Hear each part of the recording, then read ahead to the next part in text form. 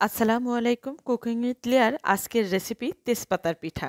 চলুন এই পিঠাটা বানাতে আমার কি উপকরণ লাগছে। আমি একটা পাত্র নিয়েছি আর তাতে ২টা ডিম ভেঙে নিচ্ছি। ২টা ডিম নিয়েছি।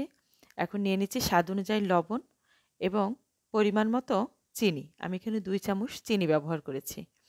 এখন ডিম চিনির সাথে ভালোভাবে একসাথে মিশিয়ে নিচ্ছি। খুব ভালোভাবে আস্তে আস্তে মিশিয়ে নিতে হবে।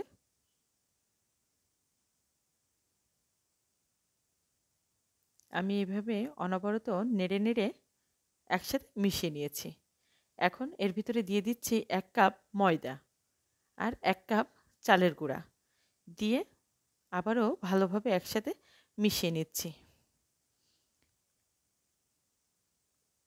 এই যে আমার একসাথে মিশিয়ে নেওয়া হয়ে গেছে। ঘনত্বটা ঠিক এরকম।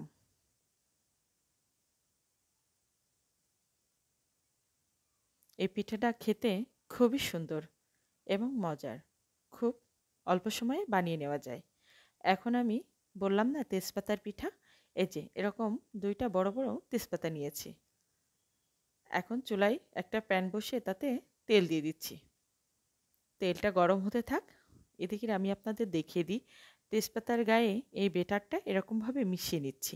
নিয়ে একটু হালকা তেলে ভিতর ছেড়ে দিচ্ছি। এপাশ ওপাশ নাড়াচাড়া করে আবার দিয়ে দিচ্ছি, এটা উঠিয়ে দিয়ে দিচ্ছি সেই বেটারের ভিতর। দিয়ে ভালোভাবে এর গায়ে এই বেটারটা মাখিয়ে নিচ্ছি। নিয়ে আবারও দিয়ে দিব তেলের ভিতর। এই যে আমি তেলের ভিতরে ছেড়ে দিয়েছি। দিয়ে এক পাশ ভাজা হয়ে গেলে অপর পাশ ভেজে নিচ্ছি। এরকম করে বারবার উঠাবো আর এই বেটারের ভিতরে দিয়ে পিঠাটা তৈরি করে নিচ্ছি। এই পিঠাটা খেতে খুবই মজার এবং অল্প উপকরণ বানিয়ে নেওয়া যায়। আমার এই ভিডিওটা কেমন লাগছে অবশ্যই কমেন্টে জানাবেন। আর পিঠা সম্পর্কে জানাতে ভুলবেন না কিন্তু। আমি এভাবে পিঠাটা বানিয়েছি।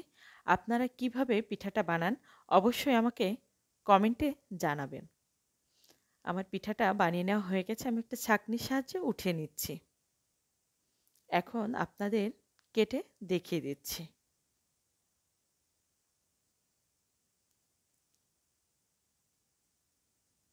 আমি এরকম করে কেটে নিচ্ছি।